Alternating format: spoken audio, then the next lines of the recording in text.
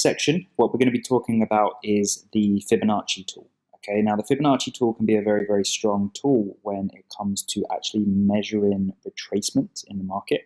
Now, if I haven't mentioned retracements already, now this is basically when the market is moving in one direction in a specific trend, it will always come back to certain points to kind of gather up that momentum to make that next move and that next leg. Okay, so with regards to the Fibonacci, we're not going to go into detail of entirely what it is. Any math geeks out there will probably be aware of the Fibonacci sequence, but what I'm going to do is show you how important it can be when using it in conjunction with your trading. Okay, so we've got on the left hand side here the Fibonacci tool. Okay, so this Fibonacci tool, once we click on it and we place it on our chart, what we're going to see is we're going to see a bunch of numbers come up. So the first thing we need to do is set the Fibonacci tool up correctly. So if we just double click that Fibonacci retracement tool, we can get rid of all the junk. Okay, we don't need the 4.2, we don't need the 2.6, we don't need the 3.6, and to be honest, we don't really need the 38.2 either. The ones we would ideally just like to focus on are 0.5, 0.618, and 0.786. Okay, 0.786. We don't need that one, 0.236. Okay, and once you do that, you've then got a much cleaner version of this tool. Okay, and now we're going to show you exactly how it works. And I've got here the Australian dollar, the Swiss franc chart, Aussie dollar CHF. Okay, and what we need to do is we need to learn where we place the Fibonacci retracement tool. Now, most importantly, we need to wait for the price to stop. Okay, and when the price stops, we can then actually measure the leg. Okay, so for example, in this scenario, we've got this downward leg here. Okay, we've got this downward leg that's come through here. So what we're going to be doing is measuring the high of that leg to the low. Okay, and what we need to do is we need to start at the beginning, so where that leg began, okay, to the end of that leg where that price stopped. Okay, and what that then is going to do and going to give us, if I just drag it along here just to make it a lot more clearer. Okay, it's going to give us the areas of which this market could potentially retrace to before it decides to continue its original movement and its original trend.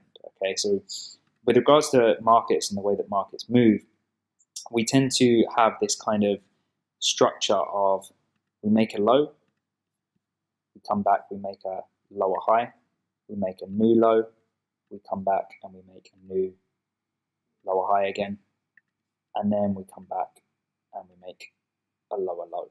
Okay, so we always have this kind of structure going on in price. So it's important to understand that the legs that we're measuring, okay, are these ones here. Okay, these ones here. So from there to there. Okay. So what we're looking for and what we're focusing on is we're watching to see the price when we pull back to a specific Fibonacci level. Now, my favorite, okay, our favorite levels are anywhere between the 61.8, okay, which is this level here, 61.8, and the 78.6. This is your kind of optimum entry zone if you want to look at continuing the trend and continuing that trend and entering that trend at a valuable position.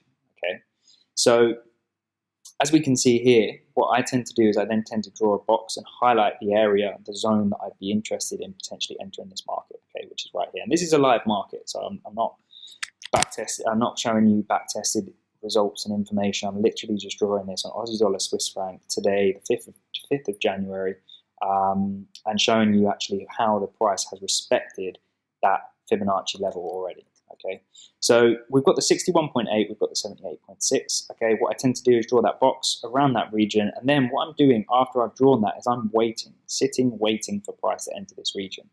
Then we can start looking at things such as the Japanese candlesticks, which we've already gone over. We've got a bearish engulfing. Okay, once we've hit and entered that 61.8 level, we've got that bearish engulfing coming. Again, we then pulled back, we retested, we had another bearish engulfing come in. Okay, so it's showing that this area is strong. It's showing that this area is showing signs of sellers coming into the market, and therefore we can potentially expect that next downward move could begin from this region.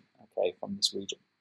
Now, as I mentioned, you only really need to focus on the 61.8 and the 78.6. Now, sometimes you will find the market will only retrace to the 0.5 level. although it's not as reliable from this level. What you really want to focus on is the 61.8 and the 78.6 and waiting for the market to drop into there before looking at entering your positions. Now, if you were looking at entering a position on this market at this time, okay, when you come into here and you have that rejection, you can then start looking for those entries. And let's just say we had an entry here. We can have our stop loss above the 78.6 level, and we can have our target either at the low, or if we've looked at other time frames and we believe there's further movement to the downside, we can actually pull and expect that sort of next lower leg.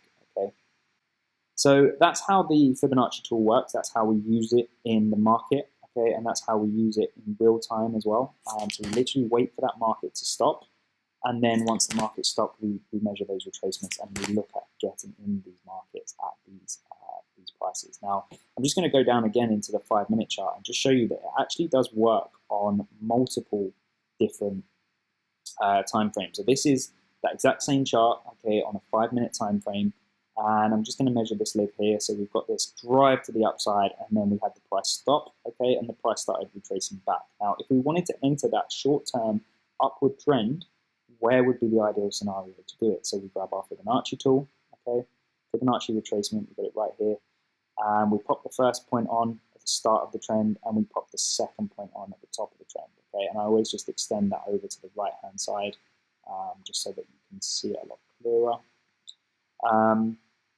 And as you can see, again, let's just keep the way we do things the same every single time. Highlight that area, 61.8, 78.6. You can then delete the Fibonacci tool if you want to, and you can just focus on that area.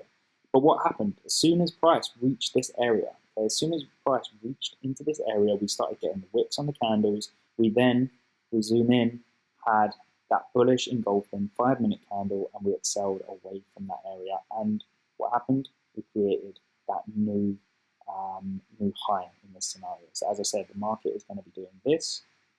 Okay, we then have that retracement, and the market then goes ahead and makes that new high.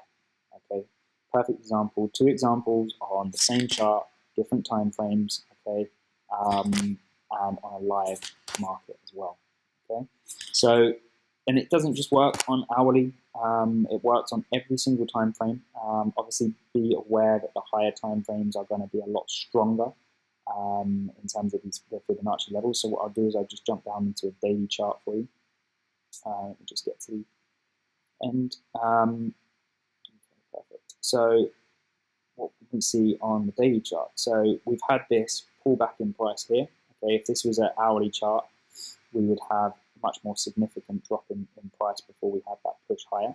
Okay, so when the market did this, we created the low down here, and we created the high up here. Now, where did the market then rebound from? 61.8, 78.6, almost perfectly. Bullish engulfing, retest, and boom, we make the next high. Okay, so very, very important tool that can be included within your overall kind of analysis of the markets. And I think you guys will find it very, very useful. And make sure you do your back testing. Make sure you practice using this and practice just going along the markets and looking at where the price stops. Just simply looking at where the price stops. Okay, so we've got this one here. We've got this downward leg where we pull back up. Again, let's highlight our region, the region of importance, 61.8 to 78.6. Drag it along, and as we can see again, the market pulled back into that Fibonacci level. Okay, and then we decelerated and we took out the previous low. Okay, we took out the previous low, we created a new low, and then we came back. Even here, we have bullish push, pull down. Where did we go to? We went to, so I've got my magnet on, which is why this is sort of linking, but we've got this area here. Okay, market comes straight into that region. Well, we reject that area, and we have a massive, massive move to the upside. So I'm sure you can see that this is a very, very strong and important tool, and it can be used across all time frames, across all markets. And all you need to do simply is wait for that price to stop. Okay, wait for a movement, wait for that price to then stop, measure, okay, measure that leg using the Fibonacci tool, okay, highlight the area of importance, which is this bit here, and then you just simply sit and wait, or set alerts, whatever it might be.